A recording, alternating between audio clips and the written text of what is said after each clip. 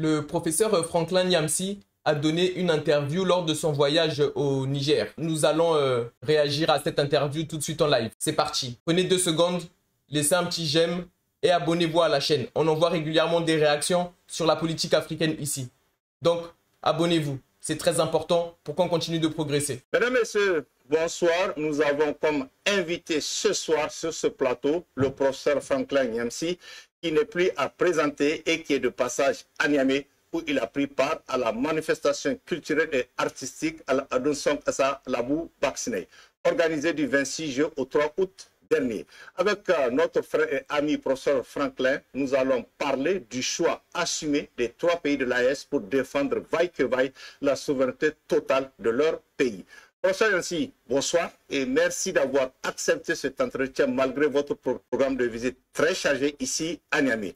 Première question, professeur, comment il faut vous présenter aujourd'hui puisque vous foulez régulièrement le sol nigérien et des autres pays de l'AES? Un Sahélien, un ami du Sahel, un ami du Niger, comment vous présentez-vous? Un Africain.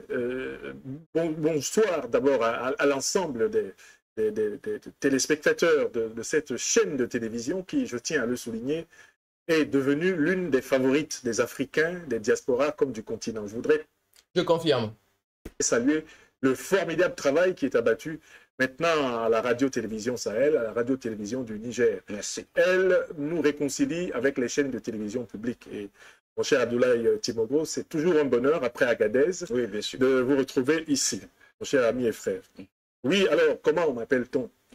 Moi, mon nom c'est Nyamsi. Mon père s'appelait Cameroun Nyamsi. Et chez les Bandem de Yabassi au Cameroun, quand on est le fils de son père, oui, on a son nom plus le prénom de son père, donc Nyamsi Wa Cameroun.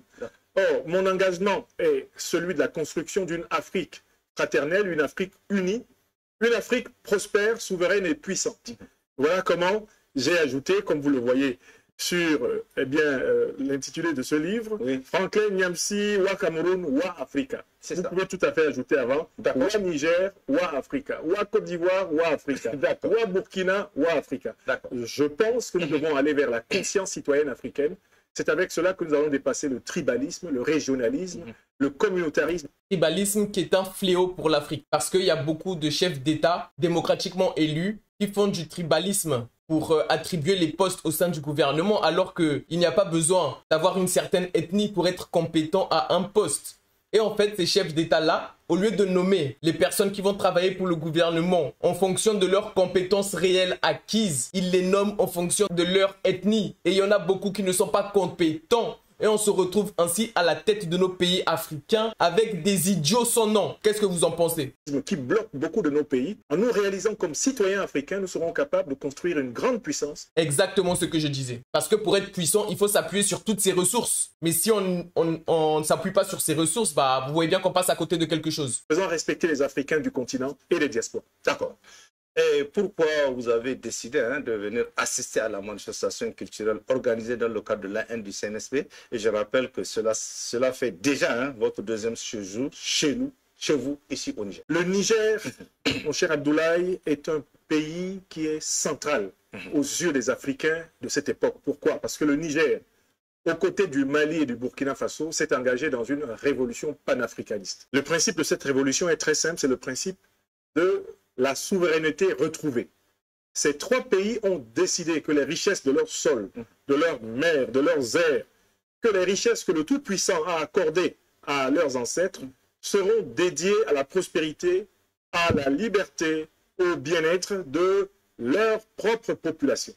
Et c'est exactement ce que doivent faire aujourd'hui tous les pays africains sur l'ensemble du continent, du nord au sud, de l'est à l'ouest. Il est temps que l'injustice qui veut que l'Afrique soit le continent le plus riche avec les populations les plus pauvres cesse. L'Afrique a tout pour être le continent le plus prospère de cette planète. Et c'est ce qui doit arriver. Cette décision prise par le président Assimi Goïta au Mali avec ses compagnons, Ibrahim Traoré au Burkina Faso avec ses compagnons, et Abdourahmane Tiani et ses compagnons du CNSP au Niger a épousé le cœur des Africaines et des Africains qui, partout et depuis très longtemps, se battaient pour l'émergence d'une Afrique souveraine, des décombres des pseudo-indépendances qu'on nous a accordées dans les années 60 sur ce continent.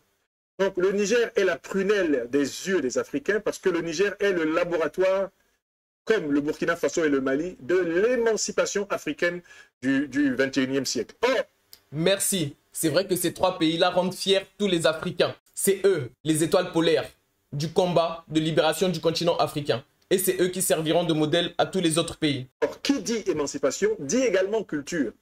Car pour s'émanciper, il faut sortir de la dictée et du dictat culturel du dominant. Par conséquent, la promotion de la culture, pour laquelle je voudrais saluer le formidable travail abattu par le colonel-major Amadou Abdourahmane Djibo, ministre de la Jeunesse, des Sports et de la Culture. La culture est un élément révolutionnaire essentiel, car il s'agit de la réappropriation de nos âmes et de nos esprits, des mains ensorcelées et ensorcelantes de la domination néocolonialiste et impérialiste. Il faut réactiver la valorisation de nos sols, de nos terroirs, la valorisation de ce qu'il y a de positif dans notre passé pour pouvoir affronter courageusement l'avenir. Par exemple, le dictat de la propagande démocratique, le dictat de la propagande droit de l'homiste, le dictat de la propagande, je ne sais pas, des programmes d'ajustement structurel et des conditionnalités qui sont imposées aux États africains par les puissances occidentales, il n'aurait pas été possible s'il n'y avait pas eu effondrement de notre propre référentiel culturel. Le Niger, en valorisant sa culture, j'ai découvert à Agadez, avec vous, il y a maintenant quelques mois, la grande tradition de la lutte traditionnelle nigérienne. Oui, tout à fait. Avec les différentes formes de musique, avec les différents arts qui prospèrent au Niger. Niger, pays de vie ancienne. Parce qu'on oublie souvent qu'au Niger, on trouve quelques-uns des vestiges paléontologiques et anthropologiques les plus anciens qu'il y a au monde. En revalorisant cette culture, le Niger participe à la thérapie des Africains. Et voilà pourquoi je me suis d'ailleurs penché comme écrivain. Oui, j'ai entendu dire que la mosquée d'Agadez était magnifique. Et si un jour Dieu le permet, il faudrait bien que je la voie. Pour produire mon premier livre sur le Niger, c'est à cette occasion. Donc la culture, c'est vraiment là qu'on va chercher l'inspiration pour lutter. Et nos raisons de vivre résident dans notre culture. D'accord. Merci, professeur. Professeur, le Niger, le Mali et le Burkina Faso sont engagés résolument dans la reconquête de leur souveraineté nationale. Quel est, selon vous, le prix à payer pour ce choix très assumé des trois pays? Il n'y a pas de prix à payer, car la souveraineté n'a pas de prix. D'accord. La notion de souveraineté, qui vient du latin superus, qui veut dire le supérieur, renvoie à la dignité de chaque être humain, de chaque communauté humaine. C'est ça. Une communauté qui négocierait ou qui achèterait ou qui vendrait sa dignité n'est plus humaine. Absolument. Elle est déshumanisée. D'accord. Donc, il n'y a pas de prix. La souveraineté n'a pas de prix. Elle n'a pas de prix. Pour une raison morale et spirituelle. Mais il y a aussi le fait que la souveraineté est la condition de tous les autres accomplissements. Bien sûr. C'est à partir du moment où je peux librement décider, pour moi-même, en tant qu'individu et en tant que peuple, en tant que communauté, que je peux bâtir un avenir qui ait du sens pour moi. Donc, le développement économique, le développement social, le développement politique, la réalisation plénière de la société africaine ne sont pas possibles sans la condition de la souveraineté, souveraineté de défense, souveraineté monétaire économique, souveraineté culturelle et spirituelle. Il faut resacraliser la terre d'Afrique et les valeurs africaines si on veut authentiquement libérer l'Afrique. D'accord. Mais professeur, on a vu depuis que ces trois pays ont décidé justement de lutter pour leur souveraineté, il y a des embûches, il y a des attaques un peu partout dans ces pays. Qu'est-ce qu'il faut comprendre par cela? Mais alors, c'est très clair. Une Afrique souveraine, cela veut dire les matières premières et les richesses africaines bénéficiant d'abord aux Africains. Les Africains sont bénéficiaires du continent le plus riche de la Terre. Merci. En potentialité de ressources naturelles et humaines. Merci bien, c'est ce que je disais tout à l'heure. Et il faut voir que d'autres continents, quant à eux, ont été bâtis sur toute une tradition d'angoisse du manque. Bien sûr. L'Europe n'a rien dans son sous-sol. L'Amérique du Nord n'a presque rien dans son sous-sol.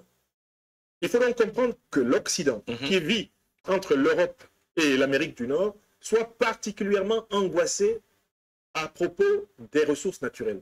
C'est une civilisation qui a peur du lendemain et qui, par conséquent, a besoin d'accumuler, de préserver, d'engranger pour affronter, pour ainsi dire, le temps des vaches maigres. D'accord. L'Afrique, les Africains et les Africains doivent se préparer à être sans cesse attaqués, harcelés, jalousés, à être l'objet de toutes sortes de complots parce que sous leurs pieds résident les plus grandes richesses de la Terre. Et c'est le cas depuis déjà 2 millénaires. Ça fait 2 millénaires que l'Afrique subit les attaques de tout le reste de la planète. Et on est encore debout. Donc, Africains, soyez fiers.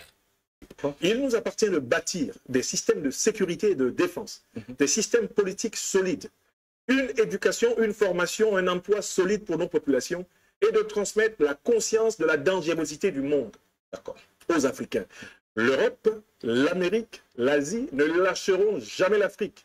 C'est l'Afrique réorganisée, souveraine et puissante qui se fera respecter. Car nos richesses nous vaudront toujours des convoitises. Bien sûr. Et c'est ce que l'on a observé. La grande attaque de 2011 de l'OTAN en Libye était une campagne de reconquête militaire. Les emails de Mme Hillary Clinton, alors secrétaire d'État américaine du gouvernement Obama, et qui ont été révélés par le scandale Wikileaks, ont indiqué qu'il fallait tuer Kadhafi et détruire la Libye, parce que Kadhafi avait l'intention de bâtir une monnaie africaine souveraine qui mettrait fin à la suprématie du dollar, de l'euro et du franc CFA sur les Africains. Voilà le vrai motif pour lequel Kadhafi a été assassiné. Et on a maquillé tout cela derrière la terminologie démocratique, droit de l'homiste, toute cette propagande qui est une poudre de perlimpinpin aux yeux des Africains. Il nous faut prendre conscience du fait que ce sera une lutte permanente. Si l'Afrique dort, l'Afrique est morte. Si l'Afrique est éveillée, l'Afrique vivra. D'accord. Professeur, quelle analyse faites-vous du cas précis du Niger qui était le dernier pays à emprunter cette voie il y a un an? Vraiment le cas précis du Niger. Le Niger, mon cher Abdoulaye, est un miracle stratégique, est un miracle géopolitique. En moins d'un an, le CNSP, dirigé par le président Abdourahmane Tiani, a réussi à faire ce que pendant plus de 30 ans, les dirigeants successifs de ce pays n'ont pas été capables de faire. S'affranchir du principe de la tutelle néocolonialiste. Débarrasser le sol du Niger qui, depuis pratiquement 10 ans, était occupé par des forces occidentales. Bravo. Très bel exploit de M. Abdourahmane Tiani. On dit bravo. Lesquelles s'appelaient les unes après les autres et continuaient de constituer des enclos pour prendre les Nigériens d'assaut et les braquer littéralement sur leur propre sol.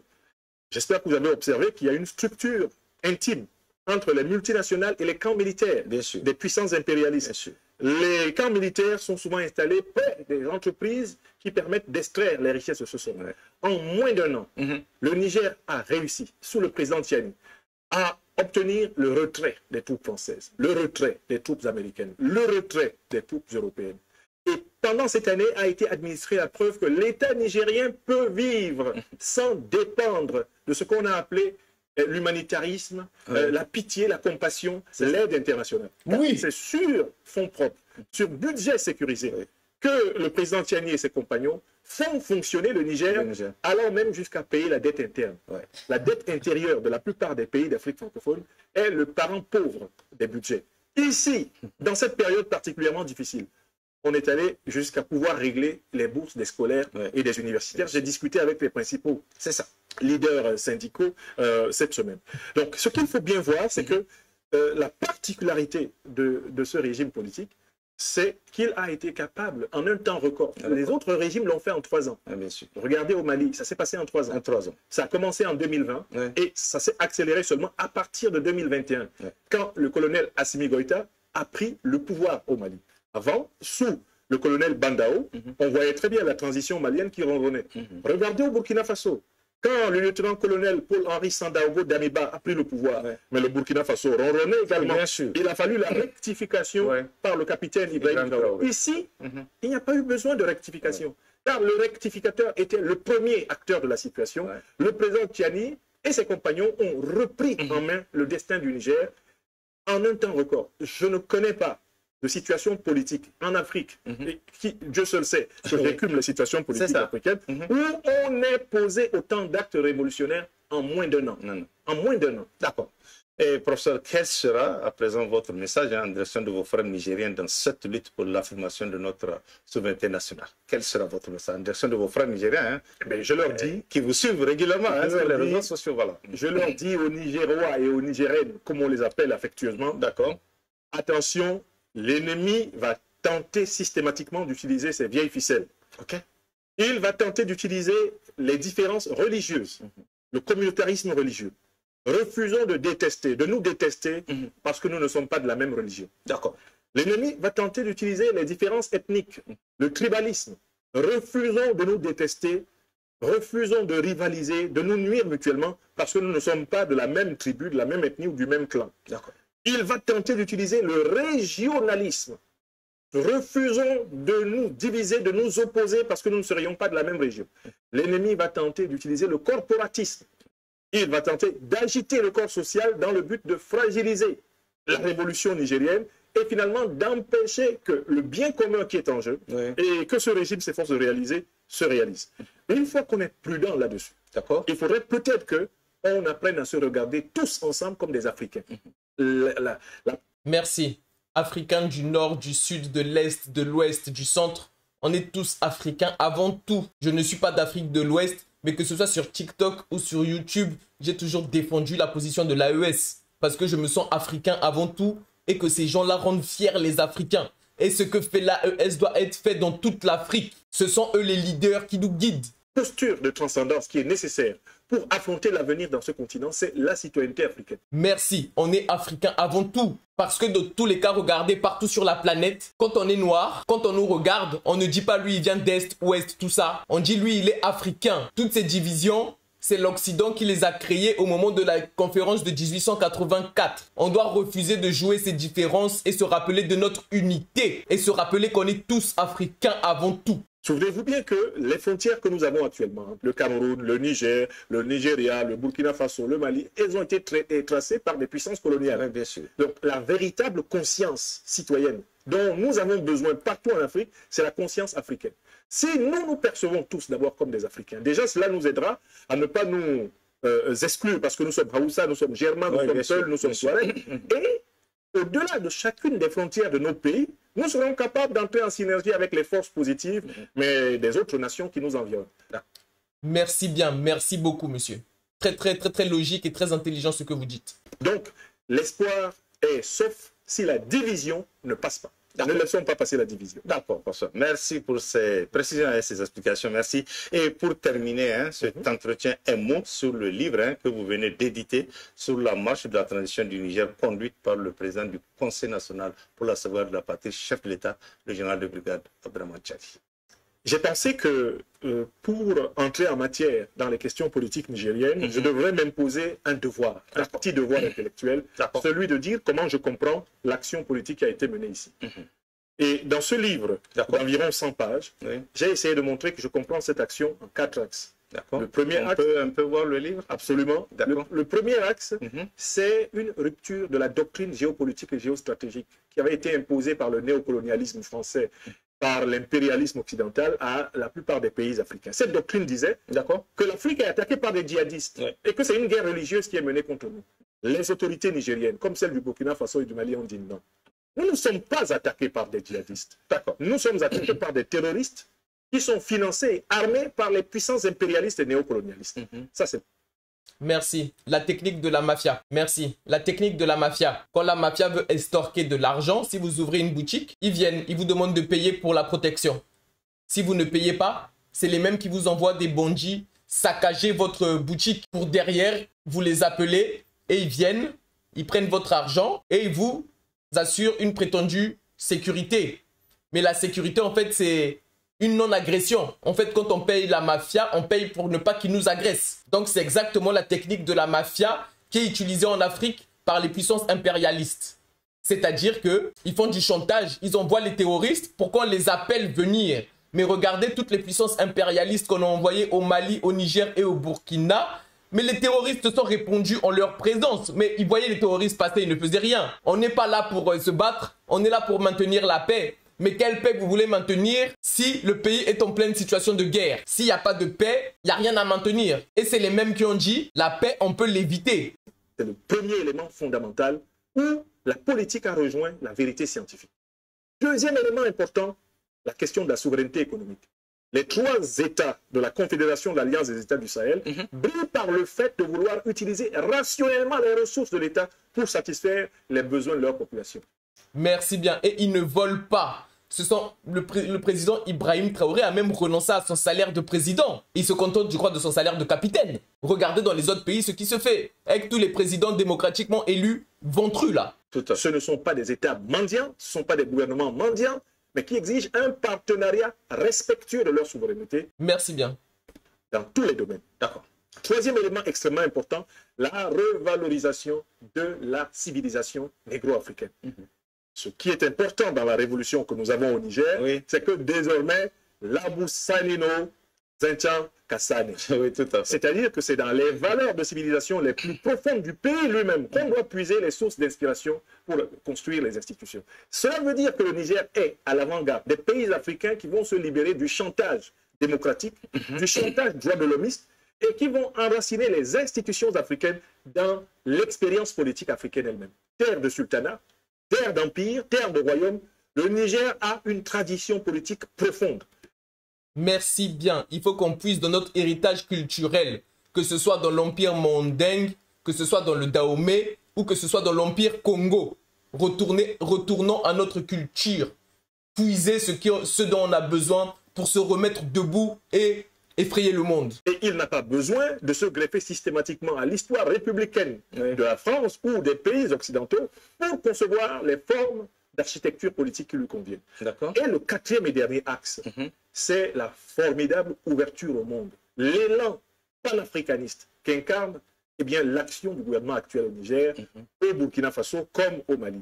Vous ne pouvez pas imaginer l'effet thérapeutique pour les Africains des diasporas, bien sûr.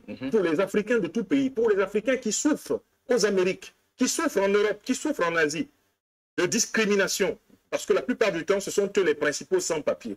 Vous ne pouvez pas imaginer la joie et la fierté, la santé mentale que les Africains du monde entier retrouvent quand ils prennent connaissance des actes de souveraineté posés par les 3 étoiles polaires du Sahel. Merci bien. Voilà pourquoi ce livre est un acte de gratitude, c'est un acte de reconnaissance. Si vous aimez nos peuples, nous qui sommes les serviteurs de la conscience vigilante, nous vous aimons et nous vous défendrons. On peut rappeler, peut-être avant de finir, le titre de ce livre. Il vient juste de sortir. Oui, il vient de sortir. Il est sorti samedi. Il est sorti samedi. Ça est dans les kiosques déjà? Ah, mais il va dans les kiosques. Normalement, il sera disponible dans Niamey dans les prochaines heures. Alors, c'est l'an 1 de la révolution panafricaniste du CNSP du Niger. Enseignements et défis du leader Abdourahmane Tchani et ses compagnons de lutte. D'accord. C'est le titre de ce livre, qui, je l'espère, va en générer d'autres. D'accord. Merci, professeur Franklin. Merci infiniment. Merci beaucoup. Merci à vous. Merci à la RTS. Mesdames et messieurs, c'est la fin de cet entretien qu'a bien voulu nous accorder le professeur de philosophie Franklin Nyamsi, un grand ami du Niger qui a donné son sentiment sur la marche historique et politique des 3 pays de l'Alliance des États du Sahel. Professeur Franklin, merci et excellente soirée à tous. Au revoir. Merci. Si vous avez aimé cette vidéo et ma réaction en particulier, laissez un petit pouce. Abonnez-vous, c'est très important. Comme ça, la chaîne continue de progresser. Activez la cloche de notification pour recevoir toutes les prochaines réactions que je vais faire.